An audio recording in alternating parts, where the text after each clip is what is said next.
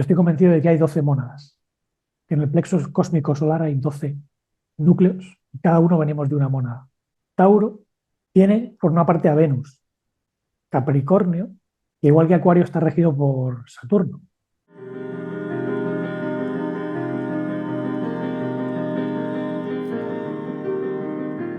Cada eneatipo pues, va asociado a un sirviente, un mashal. Mashal es la palabra hebrea. Y lo llamamos sirviente porque en cada aspecto astrológico tenemos que armonizar la luz y la oscuridad, el sol y la luna, las sombras y aquello que ilumina la sombra. Y bueno, este es el eneagrama con los eneatipos en inglés. Ya los vimos uno por uno. Y ahora lo que nos toca ver es la asociación entre cada eneatipo y los mashalim de la astrología. Por ejemplo, el perfeccionista se asocia a Virgo y Géminis. Virgo es un signo de madre que sirve, que gesta. La Virgen es la que lleva al niño en su vientre. Y eso es un aspecto de nuestro alma, o sea, no es un arquetipo externo como solo pues, lo ven en la religión, ¿no? Que dicen bueno, que el Mesías fue concebido por una virgen. Pues sí, eso es verdad, pero no es literal. No es que hubiese una mujer que fuese virgen y tuviese a un bebé que ya fuese el Mesías. Eso no se ha dado nunca. El llamado Mesías pasó por su proceso y sí que nació, evidentemente, con un alma que ya venía pues, muy trabajada, muy purificada. Entonces, una cosa es el nacimiento biológico, que tiene lugar como en cualquier madre, y luego está pues, el nacimiento espiritual, que tiene lugar en la medida en que tú desarrollas tu esencia divina. Pues sí, podría tener una esencia divina que no dependía de pues, la esencia biológica, pero eso ya es otra etapa u otro nivel. Comprender que en nosotros está también esa virgen almática es necesario para poder hacernos conscientes de que existe ese niño en nuestro interior, ¿no? Y bueno, dentro de lo que es Virgo y Géminis, porque también es otro eneatipo un poco perfeccionista, encontramos la idea del trabajo, del servicio, del análisis, ¿no? La capacidad de organizar las cosas en su orden, la atención al detalle, sobre todo los Virgo. Esa es su parte luminosa, por así decirlo. Pero se ponen muy puntillosos o maniáticos cuando algo está desordenado. Son quisquillosos, susceptibles, esa es su sombra. Pero en general, pues son perfeccionistas, aunque en el caso de Géminis, por ejemplo, tienen también un aspecto más superficial, o sea, no son tan profundizadores, ¿no? Aunque bueno, Géminis, como está también regido por Mercurio, pueden ser intelectuales, ¿no? Y ver el lado de las cosas, ¿no? Géminis es la pareja, ¿no? Adán y Eva, la luz y la sombra, el consciente y el inconsciente.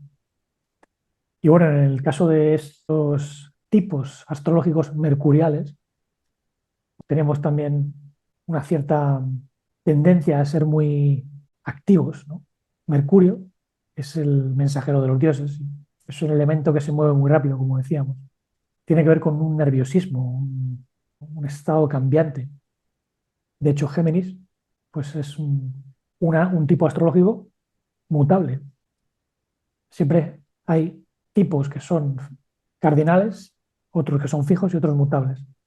Los mutables, digamos que tienen aspectos bastante cambiantes o que hacen a esos eneatipos un tanto maleables. Y bueno, en el caso de los Virgo y los Géminis, pues son ambos mutables, ¿no? Y comprender que son muy cambiantes explica ya en parte por qué son perfeccionistas, ¿no? O sea, ellos quieren terminar de fijar algo o aferrarse a algo que les haga sentir seguros. Luego, cuando pasamos al ayudante, aquí incluiríamos en parte a Cáncer, porque es un tipo astrológico que es muy protector con la familia. Es muy materno, muy fértil, muy cuidador, pero también busca ser necesitado. O sea, no es tanto como el servicio de Virgo, que ayuda porque bueno, tiene un sentido maternal y puede ser puntillosa, pero no necesariamente entra en esa dinámica de tú me necesitas, yo soy pues, la que ayuda. En este caso, Los cáncer tienen una vena que puede ser incluso vengativa cuando no son apreciados, ¿no? Cuando pues, no se les reconoce el papel que tienen en la familia. Pueden ser justicieros incluso, y bueno, se armonizan en la medida en que se hacen más compasivos o cuando armonizan sus emociones, ¿no? Ellos están regidos por la luna. De hecho, todos los signos astrológicos pues tienen un aspecto más lunar y otro aspecto más solar.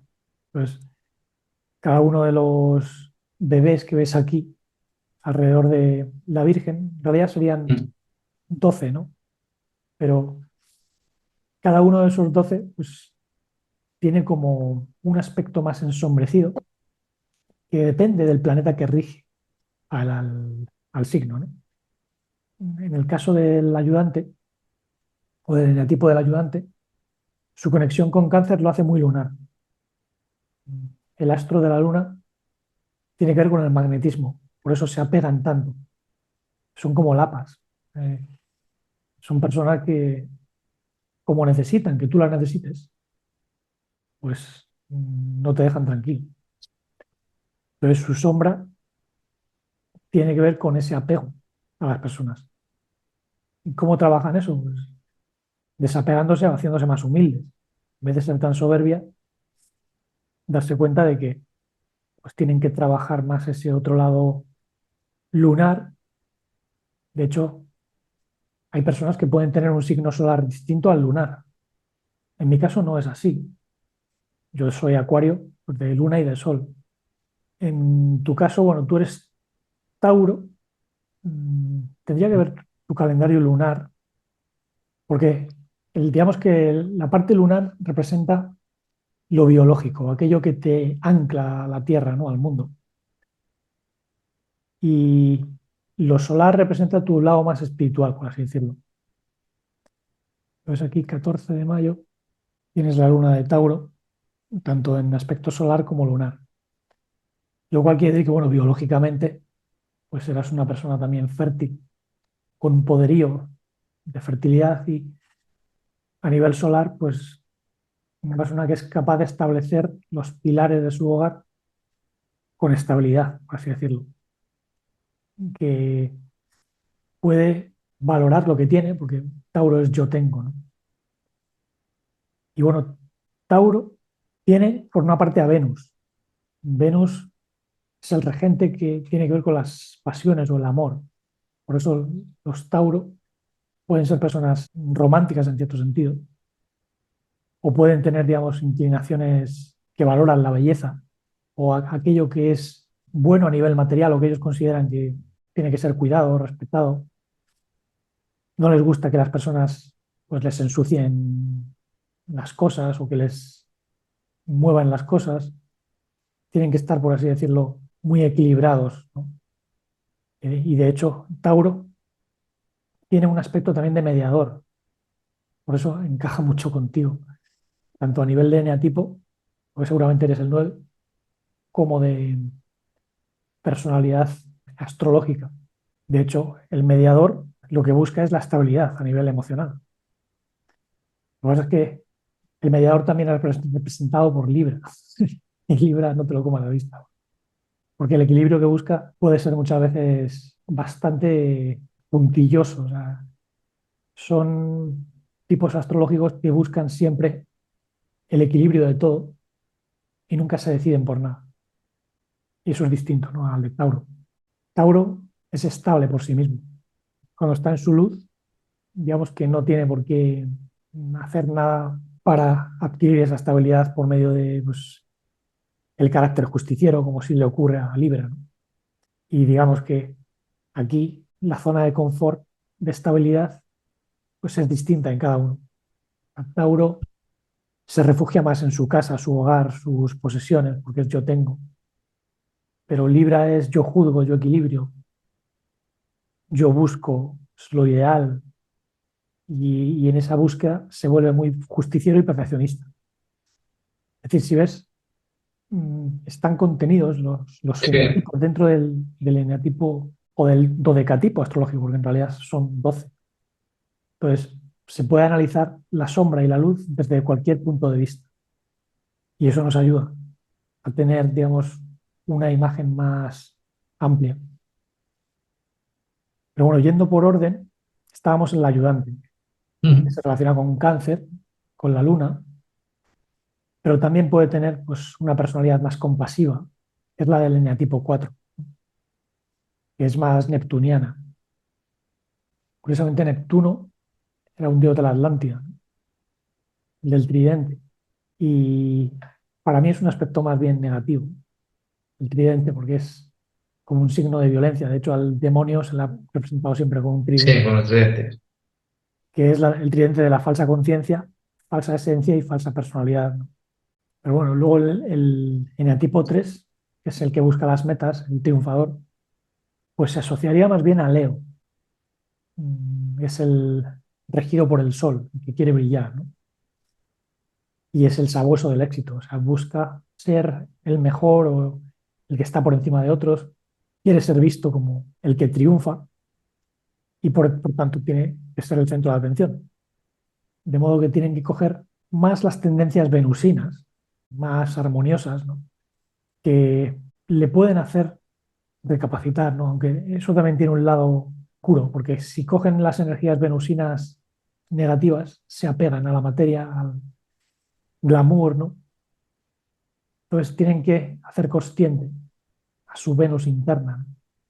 Cuando el sol ilumina todo lo que tiene que ver con el amor, pueden reconocer la belleza tanto dentro como fuera. Y eso les hace pues, personas más serviciales, quizás. Se balancean mucho con la valentía, con el tener los pies en tierra, ser más coherentes. Luego, si vamos a la eneatipo 4, pues aquí tendríamos más bien a Piscis, que está regida por Neptuno. Y Neptuno es el que abre las puertas de la imaginación o la creatividad en astrología. Pero como digo, desde el punto de vista de la sombra, pues tiene más que ver con el tridente de la falsa personalidad, la falsa voluntad, la falsa conciencia. Hay personas que creen ser conscientes y que creen tener voluntad, pero en realidad esa voluntad es solo confluencia de sus deseos egoístas. Y bueno, en el caso de el eneatipo 4, la melancólica, tiene un carácter muy pistiano, que los pistianos o los piscis son muy emocionales y digamos que son también personas que se deprimen o se anclan mucho en lo melancólico. Por eso hay esa asociación entre los dos tipos, ¿no? Pueden ser incluso muy irracionales. Eso tiene que ver con Neptuno, porque la imaginación o la creatividad imaginativa no siempre es racional. Entonces tiene ese doble aspecto, ¿no? Pueden ser paranoides, incluso. Se hacen muy dependientes también por esas paranoias, se vuelven muy inseguros. Incluso pueden tener algo que ver con la eneatipo 6. Por eso ahí tienen puntos en común, ¿no? Porque la eneatipo 6 es muy paranoide. Se piensa que pues, hay inseguridad por todas partes o que tienen que depender siempre de alguien. Ahora, en el caso de la melancólica, como vimos, nos armonizamos con compasión o con ecuanimidad. Porque si tú no tienes un sentido de servicio compasivo a los demás, pues aunque tú tengas mucha creatividad o mucha imaginación, todo eso se vuelve contra ti. Entonces, tienen que ser más creativos y no fantasiosos, ¿no? Esa sería la luz de Piscis. O Piscis es el único signo al que se le permite meterse de lleno en el inconsciente, pues son peces, ¿no? Los peces representan el bucear en el inconsciente. Por eso, en la época de Piscis se acabó ya la guerra. Si tú ves en la época de Aries, que es cuando se escribió, por ejemplo, pues, la Torá, o la Odisea de Homero, o la Ilíada, o todos estos poemas donde los héroes guerrean, o los mitos cambiaron. Una vez llegó la era de Piscis, se hicieron más pacíficos. El maestro era un pescador de hombres y él muchas veces en las parábolas está en la barca con los apóstoles, está en la parte trasera de la barca, porque la parte trasera es el inconsciente. O sea, el maestro está en el inconsciente y hay que traerlo a la parte delantera, ¿no? El símbolo del pez tiene que ver con bucear en el inconsciente y disolver nuestras sombras, que también se representan con el pez. Hubo una ballena, bueno, un pez grande, un Dag Gadol en hebreo, ¿no? Es el que se tragó a Jonás, a Jonah, no sé si conoces la historia. Él, digamos que tenía la misión de servir al pueblo de Nínive, perdón, y rechazó su misiva, ¿no? Y él iba en un barco con una serie de tripulantes. Y bueno, como pensaban que él era gafe, porque no estaba aceptando sus tareas, pues lo tiraron por la borda y se lo tragó un pez, ¿no? Y se dice, bueno, que estuvo 3 días y 3 noches. A los 3 días y 3 noches son estados de desarrollo alquímicos. O por ejemplo, cuando el maestro decía que la energía tiene que ascender, tiene que elevarse, así como Moisés levantó a la serpiente en el desierto, será levantado el hijo de Adán en los últimos tiempos. Y curiosamente, en los evangelios, en el camino al Gólgota, que significa calavera en arameo, el Mesías que porta la cruz cae 3 veces. Se representa el Vía Crucis con una serie de etapas, ¿no? Y hay 3 puntos donde cae. No, pues qué curioso que el ministerio del Mesías son 33 años. Nosotros tenemos 33 vértebras, desde el coxis hasta lo que es la última vértebra. Aquí hay 7, en el cuello hay 7. Ujú. Entonces hay 3 puntos. Está la nuca, luego la parte media de la espalda que se relaciona con el plexo solar y el sacro que está en el área sexual. Por eso cae, la energía cae 3 veces porque nos da problemas en el área sexual, el área emocional y el área mental, que es la unión de la cabeza con el cuerpo. Aquí están las 7 vértebras, ¿no?, que unen la cabeza y el tronco. Entonces, son símbolos de transformación interna en realidad. Y los 3 días y los 3 noches, para mí, son pues dificultades en esos 3 puntos, ¿no? Por eso el símbolo de Piscis eh, es muy arquetípico a nivel de bucear en nuestro inconsciente. Entonces, en cierto sentido, todos tenemos que ser cristianos para poder bucear en nuestro inconsciente. Y algunos también lo hemos vivido, aunque seamos de otro signo. Eh, Los tenemos dentro de los demás, ¿no?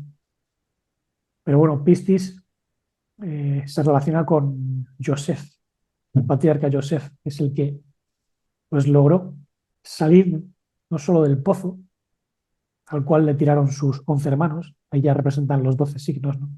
Joseph más los 12 hermanos, que son las 12 tribus de Israel, ¿no? Los 11 hermanos que representan el resto de tribus, ¿no? Porque cada uno de los signos nos está influyendo. Entonces, sería 12 por 12, 144. Y curiosamente, en el Nuevo Testamento al final se dice que se salvarán 144.000, porque en realidad es 12.000 por 12, porque son aspectos de grupos de almas que están trabajando. Yo estoy convencido de que hay 12 mónadas, que en el plexo cósmico solar hay 12 núcleos, y cada uno venimos de una mónada. Y esa mónada, pues tiene muchas almas, tiene colectivos de supralmas, y cada uno de nosotros también pertenece a una supralma. Entonces estamos trabajando aspectos concretos de el Adán caído, ¿no? Entonces la astrología es una manera de poder comprender todo esto a nivel profundo. Pero cuando lo relacionamos con la alquimia y la ciencia del eneagrama, ahí ya es como que lo vemos todo mucho más claramente. Por eso, bueno, el Piscis se relaciona en parte con la personalidad melancólica, pero tiene que hacerse pues más consciente, más servicial, más armoniosa. Y ahí le puede ayudar tener la brillantez de Mercurio, por ejemplo, de las personalidades de Géminis, de Virgo, eso la puede ayudar bastante, ¿no? A nivel de complementariedad, se puede ver también por ahí. la cosa, ¿no? Antiguamente los sacerdotes establecían matrimonios en base a sus signos astrológicos, ¿no? Aunque bueno, cada signo astrológico tiene una correspondencia, ¿no? Si aquí tenemos un signo, digamos que esto es Aries, pues bueno, su contraparte sería Libra, digamos que sería el paralelo. Y hay una tradición astrológica que dice que si tú eres un signo en esta vida, en la anterior tú eras el opuesto. Pues en el caso de Tauro, por ejemplo, tu opuesto es Escorpio. Es como que en una vida anterior hubo una energía más acuática, más pasional, incluso vengativa. Entonces, para balancearla, en esta otra existencia naces como Tauro. Esa es la tradición astrológica, ¿no? En mi caso, soy Acuario, pues mi opuesto sería Leo. Pero bueno, se pueden complementar, ¿no? Tú quizás a nivel más inconsciente tengas a Escorpio, tengas un lado más vengativo o incluso aguijoneante, ¿no? Escorpio es el que pincha con el aguijón. Ahora, pasando al eneatipo 5, el investigador, aquí podemos asociarlo a Acuario. Digamos que Acuario tiene ese lado intelectual, científico, investigador, descubridor, innovador, pero no siempre le gusta compartir lo que descubre o lo que conoce con otros. Entonces, el eneatipo 5 tiene que compartir, tiene que ser generoso, dar a conocer su sabiduría. Y si Acuario hace lo mismo, pues se balancea. Ahora, ¿qué ocurre? Que nosotros, aparte de Urano como regente, tenemos a Saturno. Y Saturno está en la Goya. O sea, como arquetipo, pues es un personaje frío, denso, pesado. Por eso también se puede asociar en parte al eneatipo 9. Nos mete ahí en el lado más narcotizante, ¿no?, de la personalidad, que es la que tiene el mediador en su sombra. Entonces, analizar Acuario desde el punto de vista uraniano y saturnino es lo que nos da la clave, ¿no? Urano es el planeta de la investigación, de los descubrimientos. Entonces, mientras que nosotros podamos estar descubriendo, estimulados intelectualmente, pues vamos bien. Ahora, como nos dejemos llevar por el lado más saturnino, más frío, más pesado, nos volvemos seres muy paralizados, muy intelectuales, que no ponen pies en tierra, que vivimos en las nubes, una especie de fantasía, ¿no? Y aquí nos puede ayudar bastante pues, lo que es la personalidad 8, el impulso marcial de Escorpio, ¿no? Porque tenemos la necesidad de sacarnos de la inercia. Luego, la personalidad leal, familiar, que es la 6, podría asociarse con Capricornio, que igual que Acuario está regido por Saturno. Incluso tiene aspectos un tanto lunáticos a veces. Pero bueno, Capricornio es la cabra, y la cabra es caprichosa, o sea, se mueve por la montaña, por senderos sinuosos, erráticos, pero es muy buena haciendo pues, cabriolas, como suele decir, ¿no? Hacen cosas increíbles que no te imaginas cómo pueden hacer eso. No sé si has visto a las cabras subiendo por paredes verticales. Sí, sí. Increíble. O sea, es como que son capaces de apoyarse en cualquier cosa o hacer uso de cualquier cosa. Son muy trabajadores los Capricornios, pero se apegan al trabajo. Pueden llegar a ser obsesos del trabajo, workahólicos, como le llaman, y esa es su parte más sombra. Pueden tener también caprichos extraños, ¿no? Sobreactuar, ser muy dramáticos. En ese sentido pueden ser un poco como la personalidad 3, un tanto excéntricos a nivel de dar a conocer algo que les hace pues, distintos, pero bueno, se pueden equilibrar con otras personalidades, ¿no? Cuando son más armoniosos, cuando disfrutan más de la energía venusina, en vez de centrarse tanto en el trabajo de manera oscura, pues pueden hallar algo que les saque de esa personalidad más obsesiva. Y bueno, aquí Saturno puede tener incluso también algún carácter positivo, ¿no? Porque a veces es necesario ser fríos o ser desapegados, ¿no? De hecho, las cabras tienen una frialdad alucinante para poder caminar por esos senderos sinuosos y peligrosos, tienes que tener mucha sangre fría. Entonces, eso es un aspecto que también puede ser necesario. Hay personas que son frías de naturaleza. Mi padre, por ejemplo, era muy frío.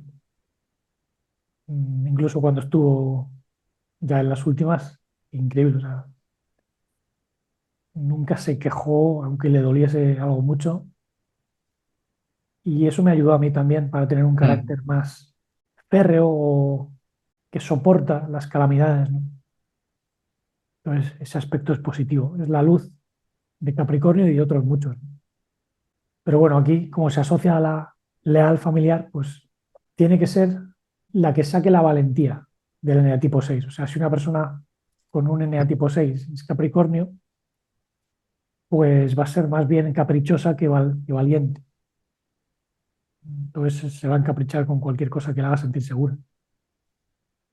Pero bueno, puede haber cualquier combinación, ¿no?